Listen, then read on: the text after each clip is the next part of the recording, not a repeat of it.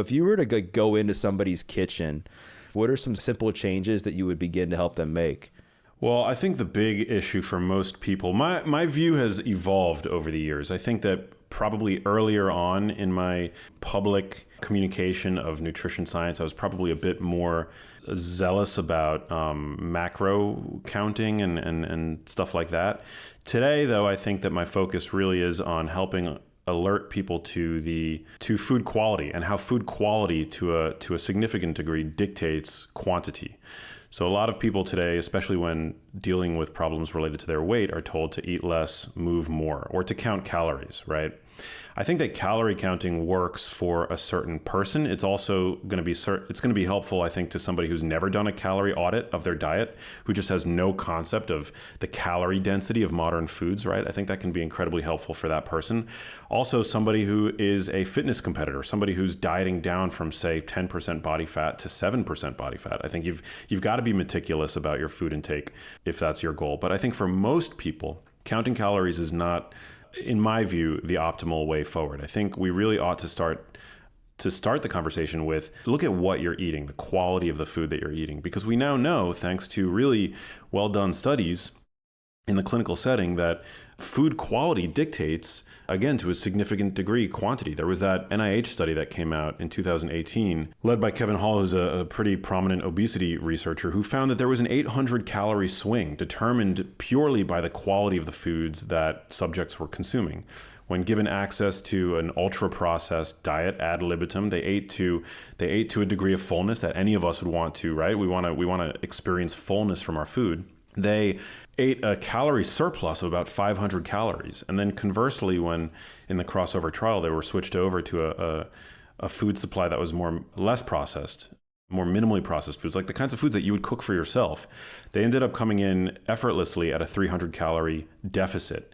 But they were eating to the same degree of satiety. That's what ad libitum feeding is all about. So that 800 calorie swing, again, determined by food quality. Ultra-processed foods, which now typify the standard American diet and, in fact, pack many of the cupboards in our own kitchens, now I think are at the foundation of the obesity epidemic. We consume 60% of our calories from these kinds of foods. They're hyper-palatable, highly calorie-dense, and minimally satiating. So if you were to audit your kitchen, I would say look through your cupboards, into your freezer, into your refrigerator, and try to identify the foods that are ultra processed, the foods that are shelf stable, the foods that are highly calorie dense, that are depleted of protein, of fiber, of water, the three qualities of a food that make it satiating. And do what you can to minimize your consumption of those foods. I find that when I'm shopping around this at the supermarket, the most satiating foods, the foods that are going to fill me up the most, tend to be around the perimeter, right? And it's the aisles where the ultra processed foods tend to be, because those aisles, they don't typically have refrigeration, and these ultra processed foods tend to be shelf stable. And I like to think of food, if it's in my shopping cart, it's essentially in my stomach, right? Your shopping cart is your extended stomach.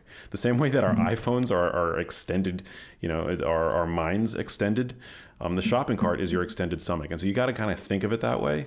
And I think that's a really pivotal framework to be more successful with dieting.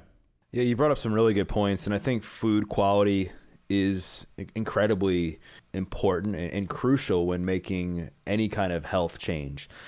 I think part of the problem is we live in this world where everybody wants everything to happen yesterday, and they want to make these extreme shifts from like one extreme to the next, and a lot of it is just unrealistic. Like somebody who's been eating ultra processed foods for the last like 20 years, they read a headline or their neighbor gets fit and they're like, oh, I'm just going to cut out everything tomorrow. And what happens? Like a lot of the behaviors and habits and the mindset behind that like isn't in place, and they end up falling flat on their face and they feel like a failure, and it ends up becoming this vicious cycle. I know for you had your own kind of health transformation for yourself where you decided to take your health seriously after everything that happened with your mom. Like looking back now with everything that you've learned, like what were some of the more pivotal like habits and changes that you made that made the biggest difference for you like back then as it helped you make that transformation? Yeah, I mean, I think becoming aware of the concept of nutrient density was really important. Also, I grew up eating a predominantly grain-based diet. I'm a child of the 80s, and my mom was a health-conscious woman. And so growing up in my house, we had lots of refined grain products, even refined grain products that had the red Heart Healthy logo on them.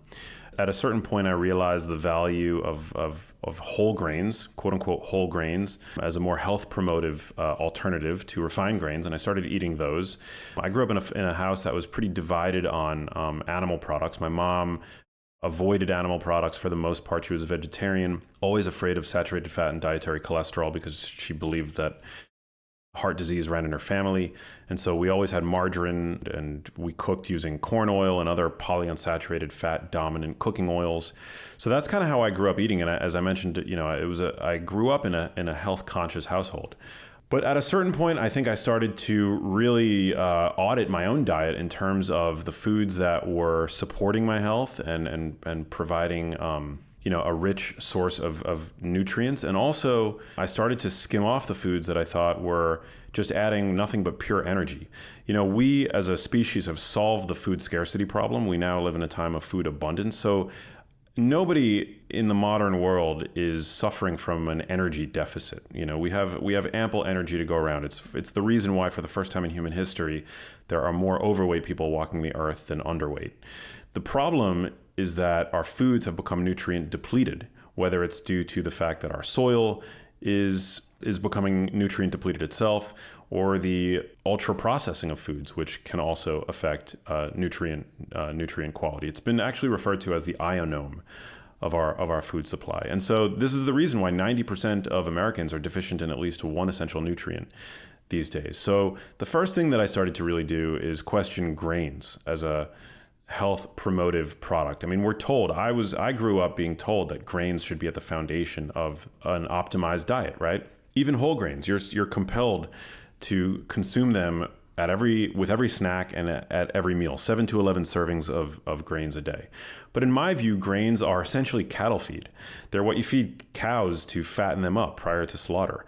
They're an energy-rich food. They're quite nutrient poor. There's nothing inherently toxic about grains, but that was the bulk of my diet. So I started to become more aware of that, and I started to reduce my consumption of grains, and I also started to increase my consumption of healthy fats, like extra virgin olive oil, which is a staple in the Mediterranean diet, which, even the most orthodox in the nutrition and medical community loves to praise for its ability to reduce risk for conditions like cardiovascular disease, Alzheimer's disease. And so I started to really kind of hone in on extra virgin olive oil as my primary fat. And then that was sort of like step one. Step two was then optimizing for protein, because I'm somebody who fitness has always been important for me. I learned that protein is the most satiating of the macronutrients. High protein foods also tend to contain lots of other micronutrients, and in particular, nutrients that tend to be underconsumed today. So I started optimizing for protein. And, it's for that reason I feel like my energy levels these days, and this is just an N of one anecdote, but my energy levels are fairly consistent throughout the day. I'm able to maintain a body composition that I'm happy with, and I don't have to obsess over food, which I think is the most important aspect of it, right? Like having a healthy relationship with food is something that it can be underappreciated today, especially in the world of diet, tribalism, and extremes. Forging a healthy relationship with food is so crucial. So yeah, that's just sort of like, that was the starting point for me. I'm glad you brought up the kind of the upside down food pyramid, if you will, and I remember the same thing, where it was like the foundation of your plate should be like grains. And it didn't really even get into specifics, as I remember. Again, this is just, I'm dating myself. I mean, it's been probably like 15 years, 20 years since I like looked at that specific one. But there wasn't a lot of talk on like the importance of eating like protein. There wasn't a lot of talk on fiber specifically. There wasn't a lot of talk of like the difference between certain grains and what they can do for you, or the importance of like listening to your body. I mean, I know in a world where people fall into these tribal extremes, like you mentioned a minute ago, I do think it's so important to pay attention to what works for you. like the way that I process carbohydrates or fats might not be the same as you, or might not be the same as a few people who listen to this. And I think that's an important thing to pay attention to. And I think the other thing that has created some problems, and you mentioned this, is like the fear mongering of certain properties of food. You talked about people being scared of fat. Like that was like the thing like 10 years ago, like that, don't eat that, it's too fattening, or it has too much fat in it. And now it's like people are scared of carbs or sugar and fruit or whatever, because now that's been like the latest, I think, trend to scare people off. And I think that too much fat is a bad thing? I mean, probably. Do I think that too many carbs, it can be a bad thing? Sure. But it's like, you just have to find what works for you. I know you've been talking lately about this, and I wanted to bring this up about being evidence-based but not evidence-bound. I think it's a great point. I want to kind of go into what you meant by that, and then I want to go deeper in like, where do you draw the line between, you know, sticking to what evidence says versus just having somebody, which you see now, where it's anecdotal, they see something that works for them, and all of a sudden they're posting about it on social media for everybody else to try it. Yeah. I mean, that's sort of a tricky topic to talk about without ruffling some feathers. But I mean, I guess the way that I would approach it is that data can only take you so far. At the end of the day, you have to sort of have an overarching philosophy to guide your decisions. And one example that I guess I could use is, there are a few examples. There's organic, right? The data shows that organic versus, if we compare the nutrient content in organic versus conventionally grown crops, there's really no difference. You'll see higher levels of certain nutrients in organic. You'll see higher levels of certain nutrients in conventional. In fact, conventional produce has been shown to have higher levels of dietary nitrates, right, which can actually be very beneficial from the standpoint of blood pressure, increasing blood flow.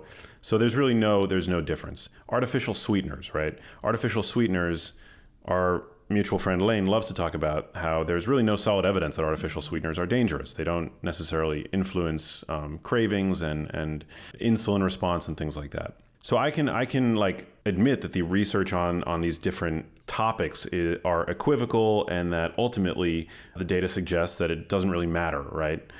But that's where I think like one's philosophy or one sort of like values have to come into play. And so the evidence might not provide a reason for me to avoid artificial sweeteners, and that's fine. You might choose to be solely evidence, data driven in terms of your decisions. But I take what's called the precautionary principle approach, and so for me, I tend to avoid them personally, and that's just my own sort of value system at play. That's not a data driven decision necessarily.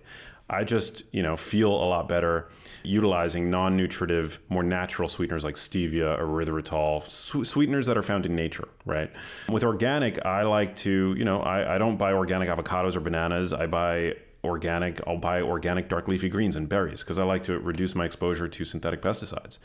With most nutrition questions, I mean, we don't necessarily have the long-term randomized controlled trials in humans that are needed to really know with certainty whether a certain dietary pattern or food product is going to help or harm us over the long term. So that to me is where you have to, it's important to have the data, right? But it's also important, I think, to develop your own sort of value system with regard to the choices that you make day to day. That was really well said. I mean, I don't really think that's going to ruffle feathers at all, because I think the people that I know who are in the space of nutrition science and looking at the research, like they emphasize like personal choice as well. Like just like, somebody, there might be data that suggests that certain animal products are great for your health, but maybe because they don't, support animal ethics and planetary health, they personally choose to get their protein elsewhere. And that's totally cool. Just like people who like feel the opposite, right? They view animal products as being healthy, and they're going to, eat like certain animal products that might not be in line with certain data and stuff like that, and go on and on with these different examples. And I think there is a lot of power in personal choice. And also in my experience, I guess science does change over time, right? And there's always going to be evolving science. And I think it just depends on, like, I guess how trustworthy it is. And also, again, it comes back to your personal choice and individual like themes, because like what works for one isn't going to work for all. And I think that's an important tip for people to remember. And with that being said, A lot of times people might see somebody on social media and they might craft like an opinion of somebody based on like what they see. And I wanted to ask you this question because I like to get like behind the lens a little bit and just see like what you thought of this. So maybe people have crafted some sort of opinion on you on social media. Like, what do you think is like the biggest thing that's misunderstood about you when it comes to your presence on social media? I love this question. Well, I think that people think that I'm like some big carnivore or something, for one, which I'm absolutely not. I've planted my flag firmly into the ground with regard to the notion that I think that meat and animal products can be perfectly healthy and supportive of an optimized, biologically appropriate diet. But in saying that, it's often extrapolated that I'm suggesting that we eat lots of, or that we eat exclusively meat, or that we eat lots and lots of excessively fatty meat, or that I don't care about the planet, or that I don't care about animal welfare, or that I don't also see the value of eating whole plants. So I think a lot of vegan people in the vegan community, especially the more prominent online personalities, will sometimes pigeonhole me as being like some sort of carnivore advocate, which I'm not. I regularly advocate for the consumption of, for example, dark leafy greens. I'm a huge fan of eating a salad a day, which is a recommendation that I made in my first book, Genius Foods, which is based on this Rush University research that found that people who do this have brains that perform up to 11 years younger. So I actually think that I'm quite balanced, but the reason why I'm so passionate about, I think, dispelling some of the misinformation that surrounds the consumption of animal products is because my mother was a vegetarian and was very scared of dietary cholesterol and was scared of eating saturated fat. And the fear mongering that comes from the vegan community sometimes is among the worst, the most pervasive in the online nutrition space. And they're particularly clever of wielding quote unquote science, data, right? Because the nutrition science is rife with what's called healthy user bias. And this totally affects the conversation that we are able to have about meat versus plants, because people who eat more plants in the United States tend to be healthier because they do other things in their diets and lifestyles that we know can improve health. People who eat meat more frequently are also affected by the healthy user bias, but in the opposite way. They tend to smoke more, be more sedentary. Processed meat, for example, is a something that like is for sure going to be associated with worse health outcomes, because processed meat in the United States is chicken nuggets, it's hot dogs, it's Subway sandwiches, right?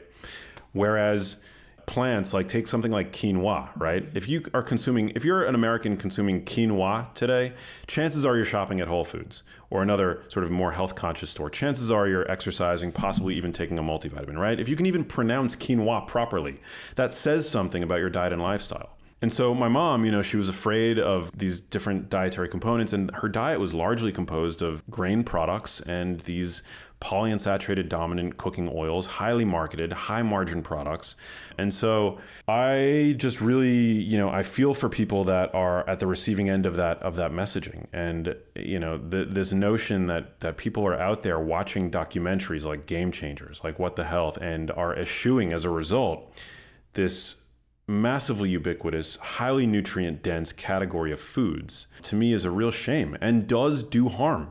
At the end of the day, I'm not a medical doctor, but I really feel strongly that if you have a megaphone, you should do no harm, right? If you're somebody who's communicating health, nutrition, what have you, I don't care if you're a medical doctor, I don't care if you've got a master's in public health or nutrition, or you're just somebody who's got a great intuition about what it means to be healthy, you shouldn't be doing harm, right? And so for me, I try to promote a balanced message where animal products can be perfectly healthy, And sometimes if you live in a food desert, for example, being able to go to a gas station and buy a can of tuna, which is a pristine source of protein and other micronutrients, that might be the healthiest thing that you have access to, right?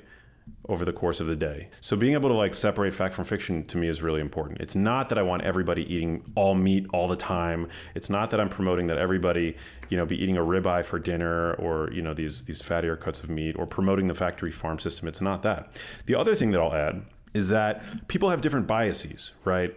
Some people might, as part of their philosophy, their value structure, place priority on planetary health, which you mentioned, or animal welfare. And I think that that's all great, right? I think like if that's something that you value, by all means, let your decisions be influenced by those values, right? My values place health, human health, first and foremost. And you could say, well, Max, he's an asshole. He doesn't value the environment. He doesn't value animal welfare. No, I absolutely do value those things. But my number one priority is human health. And my perspective is one that's been honed by seeing real illness. My mom was incredibly sick. She had dementia for 8 years. She had problems with her, like she had thyroid issues, she had heart issues, and then ultimately she passed due to pancreatic cancer, a gastrointestinal cancer. So health to me is the most important thing. If you don't have your health, you have nothing.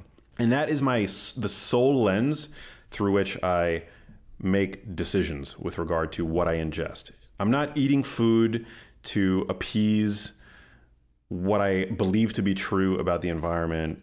I'm not, I'm making my decisions solely about health. So that's where my bias comes in. But all that is to say that everybody's different, and that's fine. I think, we should be able to have conversations where we're all coming to this topic from different angles, right? And that's just sort of where I'm coming from.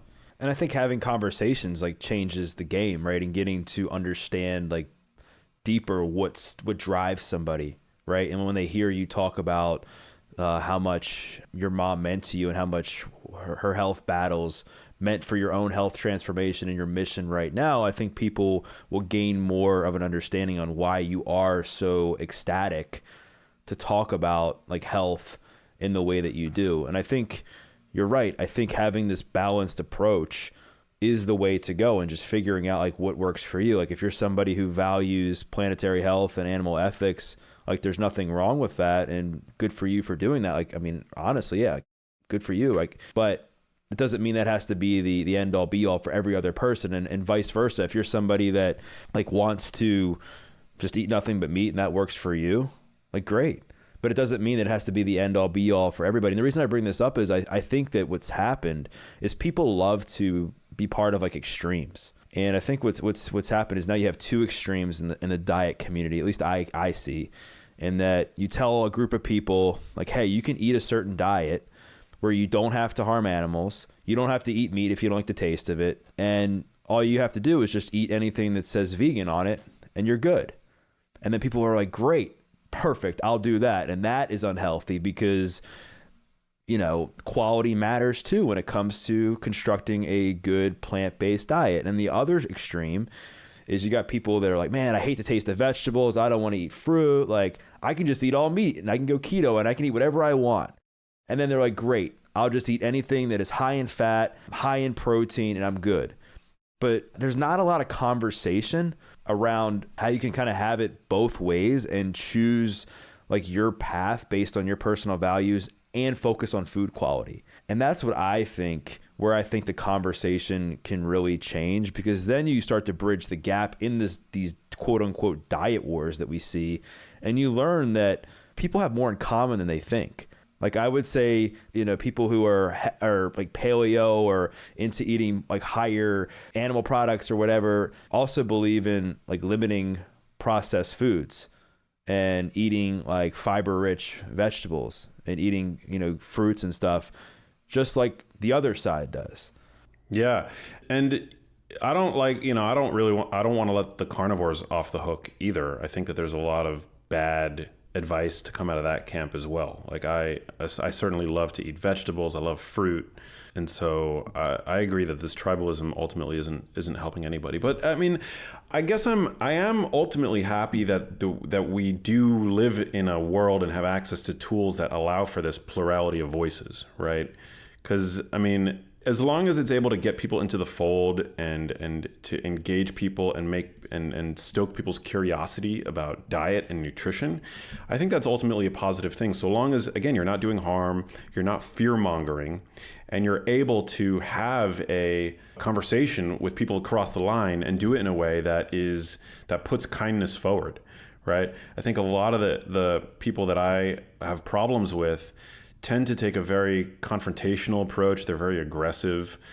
And, I guess everybody has their own style, but that's not my style. And I think that like At the end of the day, if you were like sitting in a room in person with somebody from another tribe or what have you, would you be as aggressive? Probably not, you know? So I feel like that's how we should start to conduct ourselves on social media as well. But you often see what comes out is the vitriol because we're protected by our screens. It's the aggression.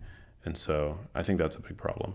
Yeah, and I think also when people like believe in something and they're so passionate about it, it creates emotion, right? And I think anytime somebody comes at anybody with something that's different than what they believe or what they value, I think in certain contexts, it can create like an emotional response. And especially where it can be very easily done on something like social media, where you don't have to like look at the facial reaction of somebody and see if like maybe you hurt somebody's feelings or maybe like somebody gets angry or whatever. And I think it just changes the games when you have these like face-to-face conversations. I know obviously your mom's battle with dementia and everything that she went through was something that really like took a toll on you, and not only took a toll on you, but like was the catalyst for your own transformation. How has it like inspired you as far as like other members of your family? I know you're close with like your brothers, and you know, we were talking about your dad. Like, have you been able to like rub off on them at all? Yeah, my brothers definitely are health conscious, and I think their diets have been influenced for the better by me. But everybody's different. That's something that I learned with my mom, and something I've learned with my brothers too, actually, and also with the exposure that I've now had to thousands of people around the world who've gravitated to my work. But yeah, both my brothers are health conscious. My middle brother is actually a really talented athlete. He's a jiu-jitsu like competitor, and for him, he needs carbs like to fuel him through his exercise. And so, you know, a super low carb ketogenic diet for him would never work. He would just bonk with his sport. And so that's something that I learned really early on. It's one of the reasons why I think I have never promoted that there's like a one size fits all diet. My younger brother is sort of on a similar path, very sort of health conscious, but I would say that I'm the most in my family, because I'm actually I'm incredibly passionate about nutrition. Like I love it. My work and my books and, you know, my outreach has been motivated by my mom, but I'm also very grateful that I get to live a life where I get to spend such a large portion of my time thinking and talking about nutrition, which is my first major love. Well, that's awesome. And I think anytime you can have any other like impact on people that you care about most to improve themselves, I think it just sweetens the pot a bit more after you like put your heart and soul and taking care of your mom, and then using a lot of that adversity, if you will, to your advantage to not only transform your health, but create this platform out of it, I think is really admirable. Obviously, we talked about, you know, some of the early on health improvements that you've made, but you know, the last few years, obviously, we've had more time on our hands to take care of our health and research and try different things. What's been like one or two things in recent times that you've gotten into that have had a big impact on improving your health? One thing that I took up was boxing, which is something that I never thought that I would be into.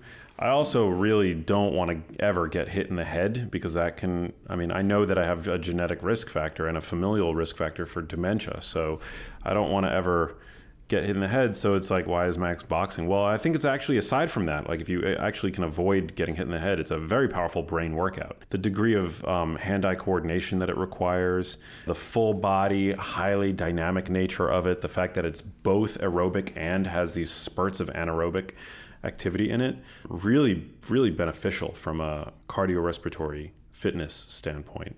So I've been doing that fairly regularly. I also recently got an Oculus, which has an incredible boxing app on it, which is an incredibly powerful workout. Like, I could do it for like 5 minutes and then I'm just completely like winded.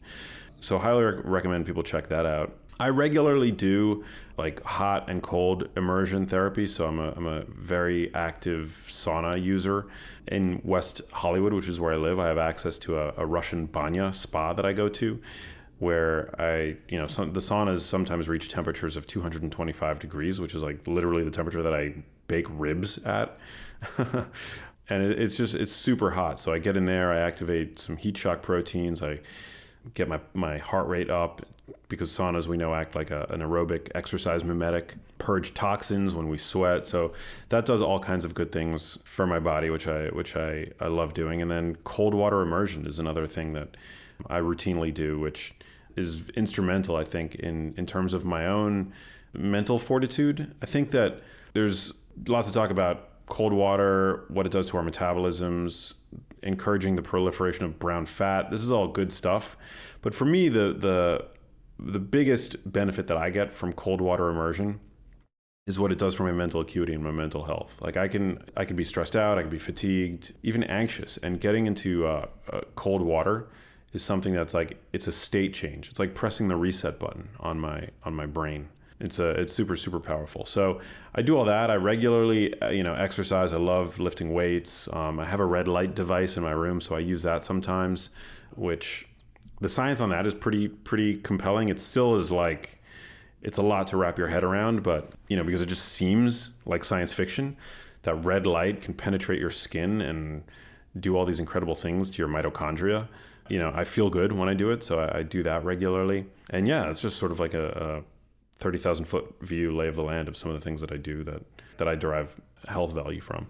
Boxing is one of the most underrated workouts, in my opinion. I mean, I always tell people if they want to get a good lower impact, especially like on the lower body, like conditioning workout, work your core, work out some aggression, like boxing is definitely the way to go. It's funny you brought up the cold water immersion, and I know that obviously there's like health benefits that come with it, but you talked about like the mental acuity and anxiety, and that was definitely something for me. I remember like one of my biggest surges of confidence in recent times came from my improvement in the cold. Like the first time I did it, I mean, I lasted, like 5 seconds and I was screaming. Like I was embarrassed. I was so embarrassed. I was like, if anybody ever filmed this, like this would go viral for how much of a wuss I looked like in the water. And then like I made incremental progress and then was able to last like a few minutes. And then I was like, man, like I'm so proud of myself for sticking with it and like doing the hard things. And I think like that, like kind of like what you hit on, like that is something that is so underrated when it comes to like improving your mental health and improving your physical health, is this the importance of building resilience and facing your fears and doing things that scare you. I mean, at least in my opinion. Yeah, I mean, talk about the adversity advantage. It actually does give you an advantage in the face of adversity to do things to subject your body to physical stress.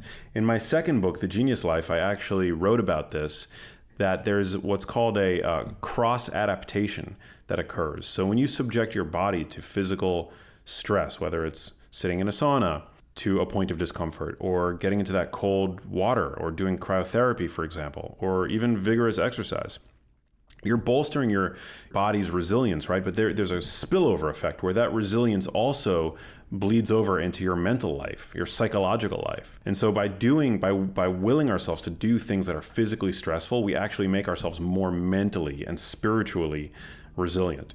I do think that there's actually a spiritual component to cold water immersion, to doing the hard things, right? Because it prepares us, I think, in a way for when life throws stressful stimuli at us. I'll tell you, when my mom was in the final years of months, rather, of my mom's life, those were some of the most stressful days and nights of my entire life. The most stressful. And yes, me and my brothers were there for one another, and there was a social fabric component to it, which was incredibly helpful. But if I hadn't have carved out time in my days to continue to institute self-care, I don't think I would have made it to the other side. And I was doing precisely these things. I remember I was regularly, every day almost, I was spending lots of time in the sauna, doing cold water immersion. And the resilience, I think, that I was able to cultivate in my body definitely helped me from a mental standpoint persevere through those incredibly dark months where I was watching my mom's decline. So yeah, I mean, that's the thing, is that in life, sometimes you're thrown things that are stressful. A lot of the times we self-impose. A lot of the stress is self-imposed, right? But sometimes the stress is not self-imposed. It's inevitable, right? There's nothing that I could have done about that experience that I had with my mom. There's nothing sometimes you can do when you have a sick loved one. There's nothing that you can do when work is just, like you've got a deadline and you just have to like meet the demands of your profession, for example. So it's for those types of stress, the stress that you can't get away from. That's where these kinds of modalities, I think, are really, really helpful. I mean, ideally, we can live lives that minimize exposure to stress, right? But I just don't think that that's realistic in the modern world. So I think it's crucially important for listeners, if they do want an adversity advantage, to regularly do things that stress their bodies. It's those acute doses of stress, that hormetic stress, that really can help foster resilience across the board.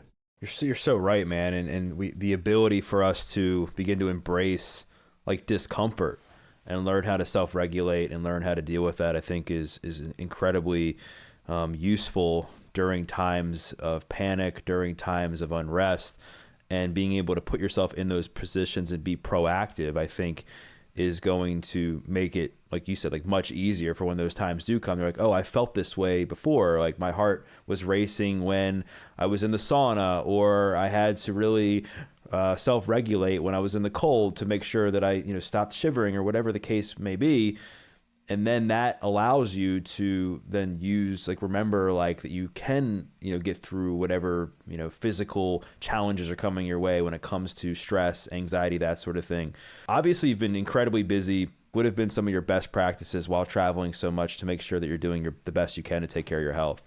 Whenever I arrive at a new place, the first thing I do is I try to find a Whole Foods. I mean, it sounds so bougie and privileged, but it's true. And if it's not a Whole Foods, I try to find, whether it's through polling my Instagram followers or whatever, I try to find like a Whole Foods-like store, supermarket, wherever it is that I've just arrived. And I go and I stock up. I go and I buy a bag of apples. I love having fresh fruit with me. I throw them in my backpack. I'll buy some grass-fed beef jerky, low-sugar beef jerky. I'll buy maybe some canned sardines, which are super sustainable, low-mercury fish loaded with protein, omega-3 fatty acids, the like. I love to stock up on some dark chocolate. These are some of my go-tos that I throw in my bag. Dark chocolate, good source of theobromine, caffeine, for a nice little midday perk, but also nitrates, magnesium. Chocolate is an amazing health food, especially dark varieties. Oranges, citrus. I'm a huge fan of citrus. Yeah, so I generally will go to a Whole Foods. Also water. When you're on the road, it's inevitable that you're going to be consuming bottled water out of plastic, right? But I will typically go, and if I'm staying in a hotel, I'll load up my hotel with spring water in glass, which is loaded with minerals. Because it's in glass, you're not exposing yourself to endocrine disrupting compounds that you would otherwise likely get when drinking plastic water, bottled water in plastic. So there's that. Then I'll typically try to see either if the hotel that I'm in or the Airbnb if I have access to a gym.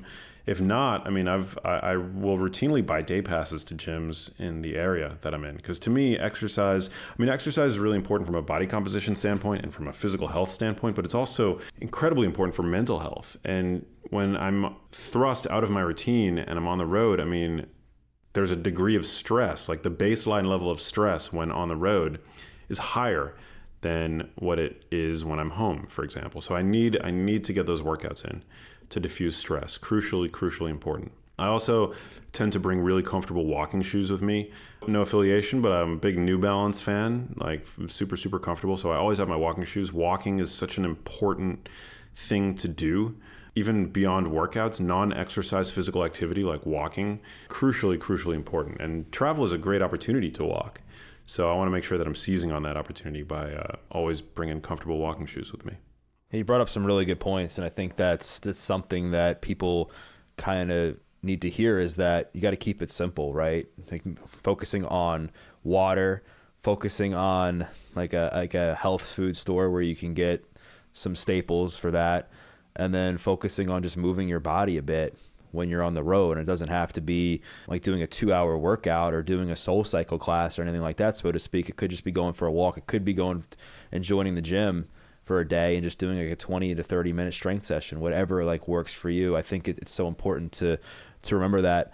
One of the last things I want to ask you is, I know for me, when I made my health transformation, it impacted my personal life a lot because I found myself having this negative relationship in a way with food, in the sense where I feared that if I cheated at all on this healthy diet that I was now on, that I was going to automatically go back to the person I was. And I found myself traveling on airplanes with frozen chicken and broccoli, and not going out on the weekends, or not even going on dates, because I was afraid to eat something that was unhealthy. I mean, given the health scare that you witnessed with your mom and how that led to her passing away, have you found yourself ever in a position where you felt like your healthy living has impacted your personal life? That's a good question. I tend to surround myself with people who have similar values as me, and I think that's important. Making sure that because you are the average of the 5 people that you spend the most of your time with. And so for me, I generally hang out with people who value their health and who are generally mindful of the things that they put into their mouths.